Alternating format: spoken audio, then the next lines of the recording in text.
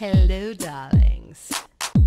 You've all heard of Marilyn Monroe. Some of you know Bridget Bardot. Well, now it's time for the Cognac Show. I said Cognac, ooh, ooh. I said Cognac, ooh, ooh, ooh. I'm a bubbly blonde, fabulously dressed to impress. One of a kind girl.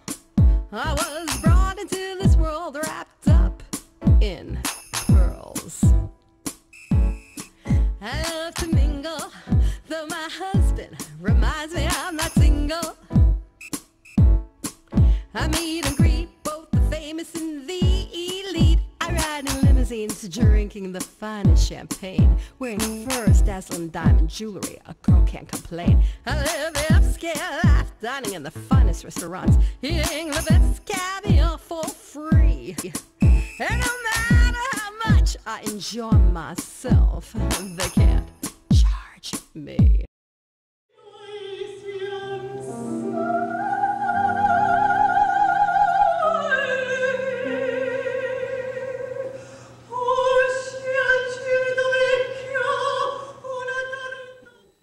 Hello, darlings. Welcome back to Cognac's Corner. I'm Cognac Wellerlane, and I am here at the Duck Walk Vineyard in Southold in Riverhead. And I am here with this very, very interesting gentleman, and I'm going to let him introduce himself to the camera. How do you do? My name is Dr. Herodotus Damianos, but people call me Dr. Dan.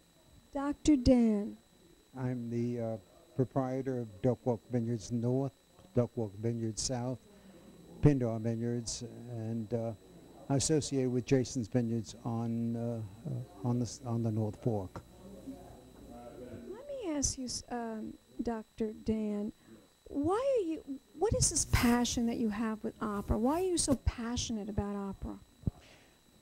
When one thinks of opera, one thinks of three major factors in art: poetry, music, and drama. You put all those three together and you have opera. But I love opera because I love my heritage, which is Greek, and I love the great three, Aristophanes, Euripides, and Aeschylus, and the great plays of those days. And I became enamored with the chorus. And so the chorus told the story that the actors could not. And it was beautiful.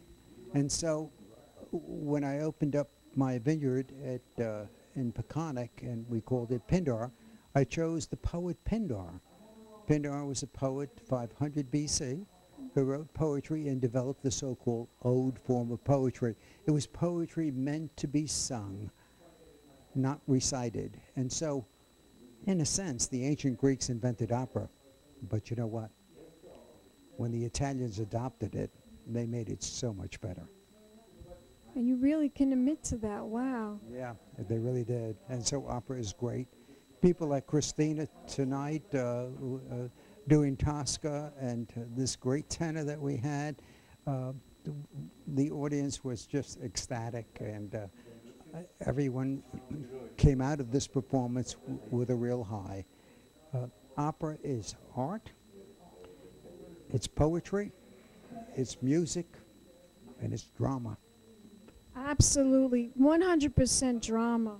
And there's just no comparison to that. I think it's great. Do you have a specific favorite opera? Well, I love Puccini mostly. Yes, you know my grandmother loved Puccini. I love Puccini operas. My grandmother's favorite opera was Madame Butterfly. Really? Well, I love all of Puccini because it was romantic, it had a story, it had a moral, it had all kinds of things in it. There were wonderful songs, wonderful arias in there that you could sing. That's what my grandmother said too. She used to tell me that. The first time I actually heard La Bohème was in Verona at the Outdoor Theatre, and it was the great Renata Tebaldi, in which she sang Mi chiamano Mimi. It brought the house down, and every time I hear that, it's really great. And I think when people get to understand opera and read opera and listen to opera, they can understand the beauty of it. you had tonight was a magical night to me. I mean, we did Tosca, and as I said, and the conclusion of it, you know, Barbara, who organizes the opera at the Hamptons, and she wanted to do Aida. I said, no, I'm not going to do Aida. I can't. If you can get me a couple of elephants and camels, we'll do Aida. You know. Well, she said, we're going to do a love story, and how about Tosca? I said, oh, Tosca's great. I said, but you know what? You got to get my Christina to do Tosca, because if you don't do that, you can't do it here. We'll do something else. And she said, well, I'll try to get her. And so we were happy to get her tonight. Now, how did you meet? Did you meet Christina beforehand? Christina met 3 years ago. She came out. She was wonderful. And she didn't perform. We were doing La Boheme, and we had a wonderful cast. We had a young Rodolfo. I mean, he looked like a Rodolfo, and a very petite kind of Mimi, and she looked like consumptive, you know what I mean? She was great, you know. It was a great opera. But they weren't sure about Mimi, and Christina came out as a courtesy in the event that she couldn't perform. Christina could have moved in, and she would have done a fantastic Mimi. So I got to know Christina that way, and I heard some of her tapes, etc. They were wonderful, and we've been communicating. And she's been actually performing in some very, very wonderful places in New York City. And she was so wonderful. Feinstein's at the Regency is one of the top places that she does perform at. She's terrific. And she'd send me, you know, come on, you be my guest, etc. You know, I mean, I live way out here, etc. And I'd love to come in there, but I'm going to do it sometime. So, and then the following year, we decided to do Cavaliere Rusticano, which is a very short one, and then Italian love songs, you know, Solo Mio and all that stuff, etc. And so I can get Christina to do that.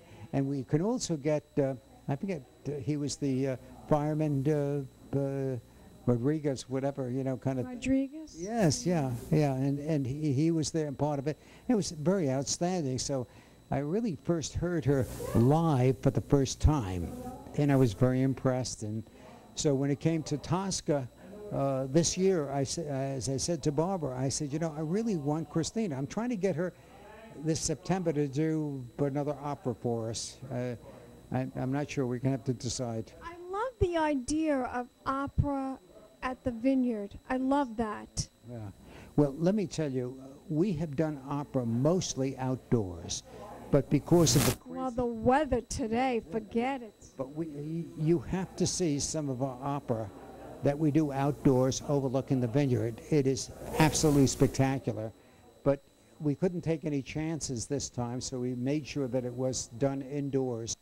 But we've done operas outdoors, and it's been wonderful. I mean, unfortunately, we've done some operas in pouring rain, where we did Puccini's Madame Butterfly, etc. You know, and the makeup was coming down, but that's a long story. But you know, we have to do it indoors. But I hope someday that I can do this outdoors, to do a tent system there. Like the charities. I just came from the American Heart Association, and they have tents, and that would be the most ideal for what you're looking for. We would do that. We will do that. I have to hook up with a charity, darling. Hook up with a charity. They'll do it. You're going to help me? I sure will. I'll help you with this. Great. Yeah. Right. Yeah. I swear, really, I will help you with this. I'll try to see if we can get a charity to organize something, and we could all do it together. Well, let me tell you, I'm really very, very excited what occurred this evening. It was just one of the most spectacular performances. It was. Absolutely. Christina's amazing. She really is. 250 people walked out of here. They were really on a high. Well, how could you? I was crying. I was crying. Well, when they shot him, I grabbed my heart. I know. My belly. And when she screamed, she said, oh, come on, wake up, kind of thing, you know. I didn't wake up, and she finally realized, oh, my God, he's dead. That was great drama. I mean, she was great. That tenor, she was great. I mean, I looked at her, you know, I felt every emotion that she had. And that's what opera is. That's what Maria Callas is. You know, they say she's the second Maria Callas. And I said, well, you know, maybe she's not the second Maria Callas. She's the first Christina Fontanelli. There you go. There you go. But getting back to Maria Callas, that's amazing that you knew Maria Callas. Oh, yes, yes. Maria Callas was born in New York City and Washington Heights. I was born in Manhattan, kind of thing. I got to know Maria, not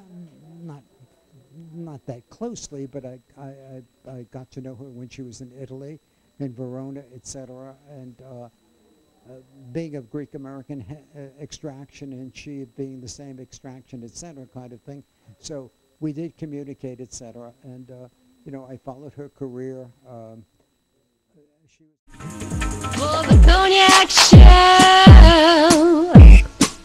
I said Cognac, ooh, ooh. I said Cognac, ooh, ooh, ooh. I'm your baby. This has been a Crybaby Productions, darlings.